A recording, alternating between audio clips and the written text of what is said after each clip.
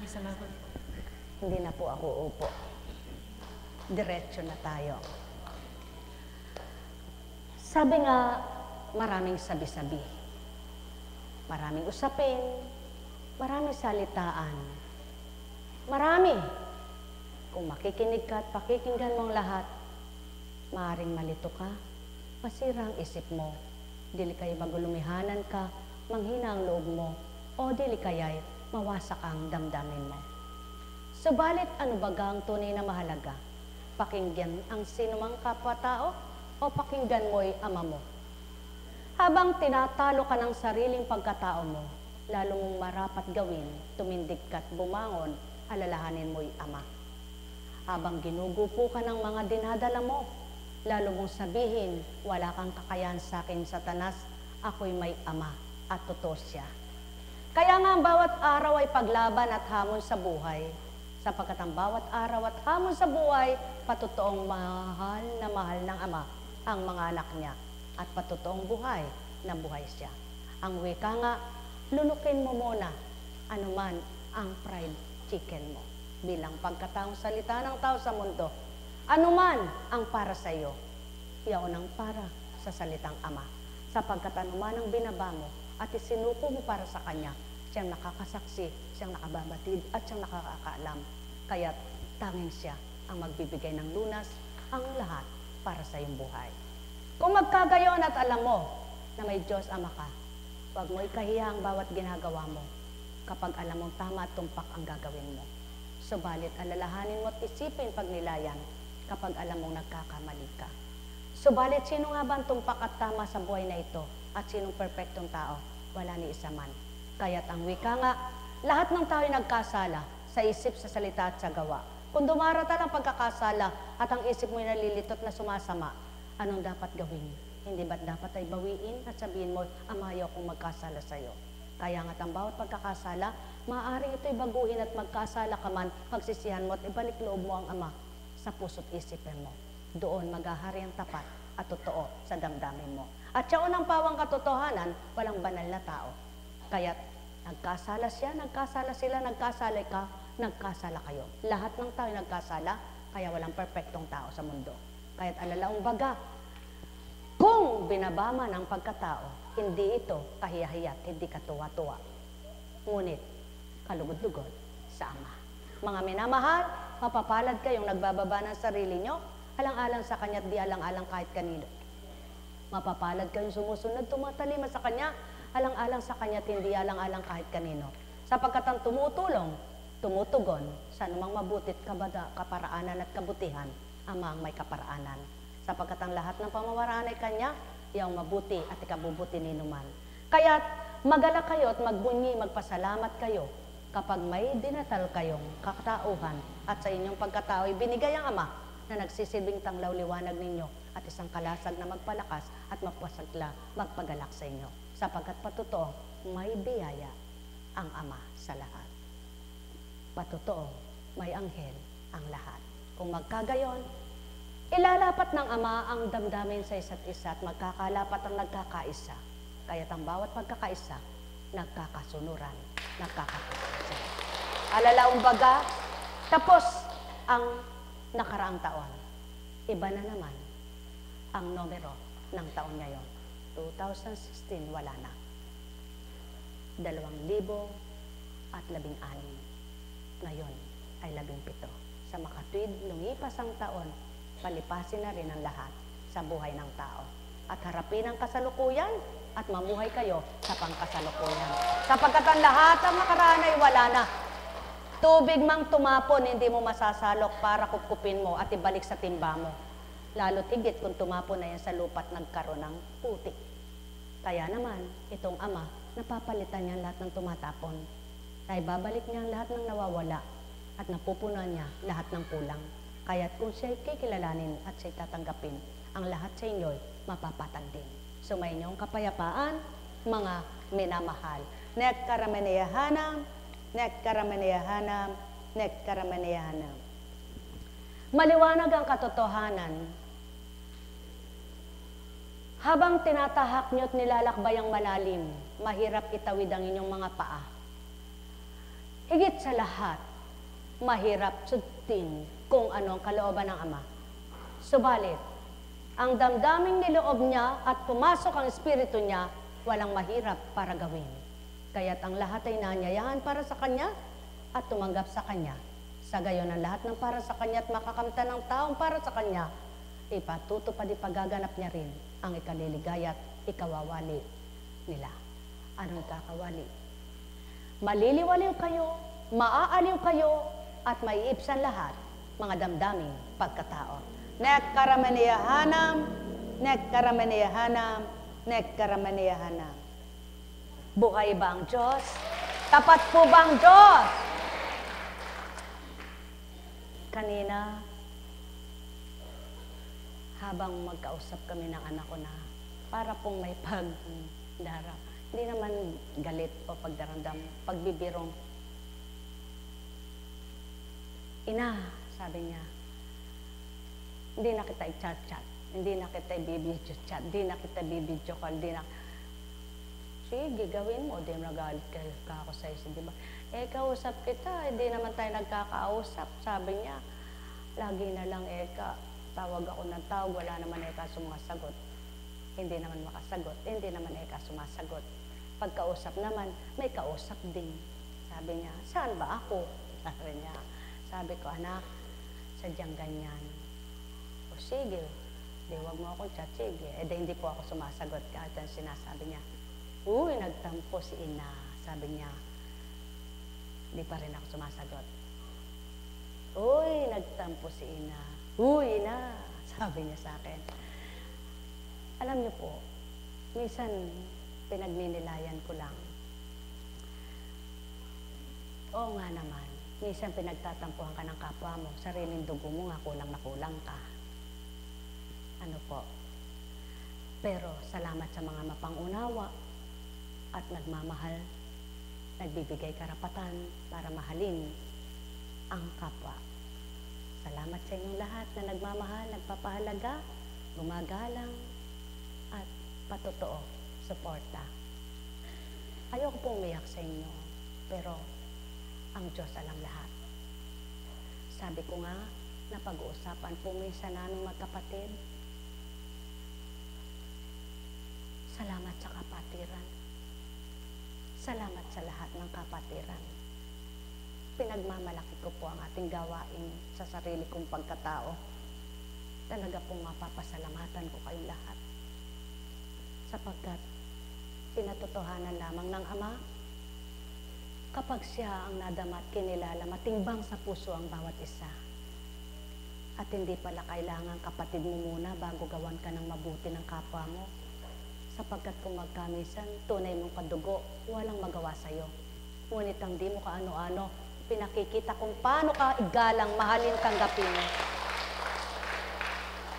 At pinasasalamatan ko po ang Panginoong Hesukristo. Na sa tuwing sabi nga, may dago ka ba anak? Opo. Nag-iisa ka ba? Hindi po. Bakit nga ba mangangamba ka at mangungulila? Kapiling at kasama mo ako sa pamamagitan ng Espiritu ko. Pagdakay na iibsan na paparaman lumbay. Nawawala nga naman sapagkat ang Diyos ay buhay. Dakila po ba ang Diyos? May nagsabi sa akin, gusto ko pa daw kasama ang kapatiran kaysa sa kung kayo po ang lalagay sa kalagayan ko ngayon at sa mga naranasan ko, mga experience ko maglalabing 5 taon, totoong-totoo po. Mahal mo ang kamag-anak mo, mahal mo ang mga kadugo mo. Subalit, kung minsan, mabuti pang ibang tao, mararamdaman mo kung kaano-ano kanila at gaano ka kamahal at gaano ka ginagalang. At sa pagkakataon po ng bawat pinagdaraanan ako, sino po ba ang karamay ko? Wala po akong matimbang at matinding karamay, kundi ang kapatirang Divine Mercy. Una ang Panginoon, ang ating Ama. Pangalawa po, ang binuklod na kapatiran sa akin. sapagkat walang bilang, walang kwenta kung sila sa akin ay mag-alay. Ano po ibig ko sabihin, walang bilang, walang kwenta? Kamag-anak mo, bibilangan ka, kukwentahan ka. Tutubuan kang pagkalaki-laki pa. Subalit, salamat sa kapatiran. Nakita ko kung paano. Di ko man, hindi man akin, kapatid ko man, pinakita ng Diyos, nakita ko, at napakilala ng Diyos, mahalaga pala ang kapwa mo tao. Yung palang patuto, pag minahal mo kapwa mo, natutunan mong mahalin at mahalin ka, minahal ka at mamahalin mo sila, daig pang kadugo mo. Ngunit mahal ko po ang mga kadugo ko. Mahal ko lahat ang mga kamag-anak ko. Mahal na mahal ko, batid ng Diyos yan. Lamang, pinakita talaga ng Ama kung papaano ang pagkakaiba. Lalo ngayon sa kalalagayan namin ng aking kapatid, sa dinanas ng kapatid ko, salamat sa inyong kapatiran. Maraming salamat sa pagtataguyod at pagtulong, paglingap. Hindi ko na po kayo isa-isahin at di ko na kayo sasambitin. Salamat din. Ipagpaumanhin niyo po kung di ko kayo naimbitahan sa kasal ng aking anak, sapagkat babae yung aking anak at wala talaga akong alam sa kanilang mga pinlano, sapagkat ang sabi niya sa akin, ma, hindi na kita inabalat, di na kita balahin, sapagkat alam ko, hindi mo kaya at wala kang kakayahan para ako'y tulungan at ako ay suportahan sa gayon, basta sa panalangin na lang. Kaya ang kaganapan po yun, at di naman po siya mayaman, di rin mayaman ang aking biyan na manugang, subalit pinasasalamatan ko ang Panginoon, sapagkat nakita ko pong natupad ang pangarap ng anak ko.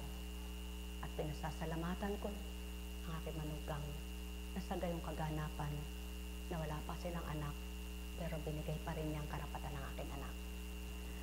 Sa madaling salita po, pinakita ng Diyos ang kanyang pagkilos. Kaya kung lahat po tayo ay kikilala at makakakilala sa Kanya, ang pagdaramdam, ang sama ng loob ay mawawala na. Kaya nga, habang kinikilala mo ang Diyos, nakikilala Kanya sa iyong mabuti at layuning magaganda, lalo namang pinadadama niya kung sino siya sa iyo at sa kapwa mo tao. Kaya mga minamahal, mahalin natin ang sino man. Totoo po pala, makakaya mo nga palang gawin. At kung hindi pinatupad ng Diyos sa akin, hindi ko kayang sabihin at hindi ko po mapapatotohanan. Sapagkat sa kaganapan sa buhay ko, hindi ko na po sasambitin at wala na po akong dapat sabihin.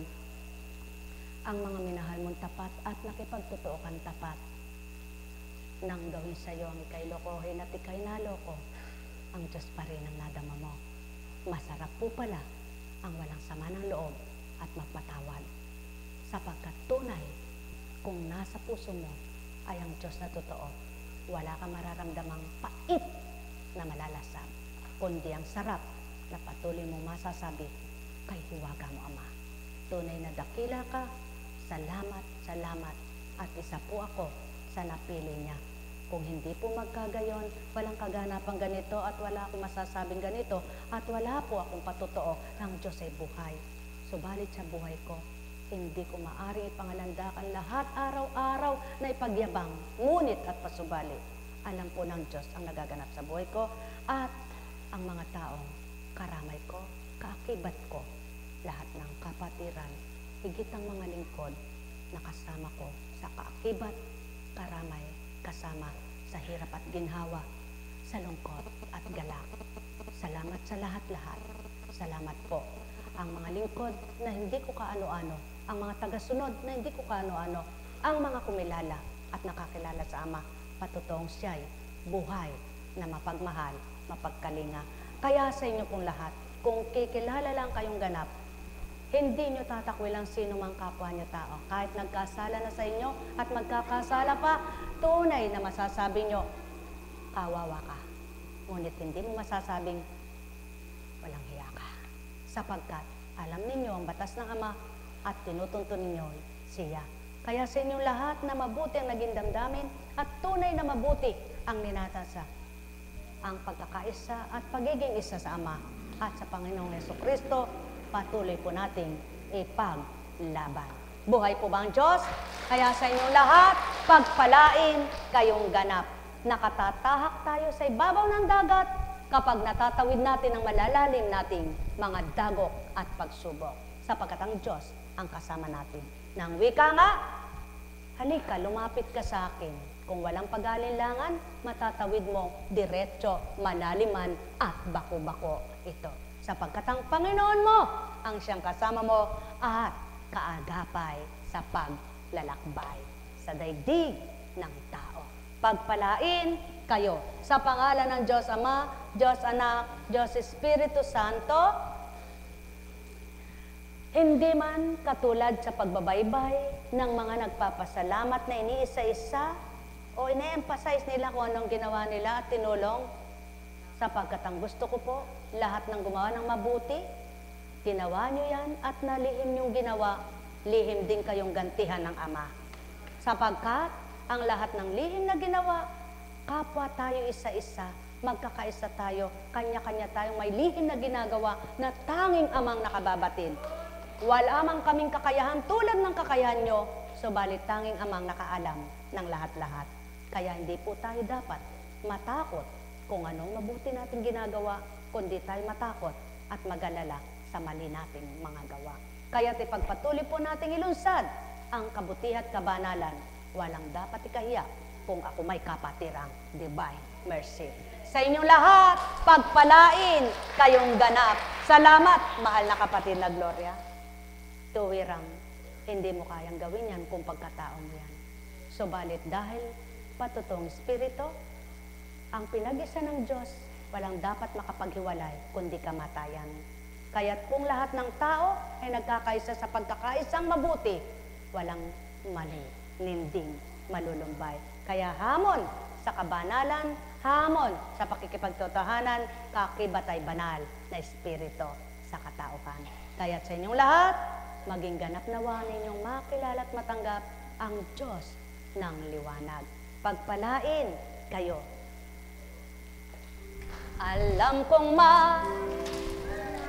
magagawa ang Ama. Alam kong may magagawa ang Ama.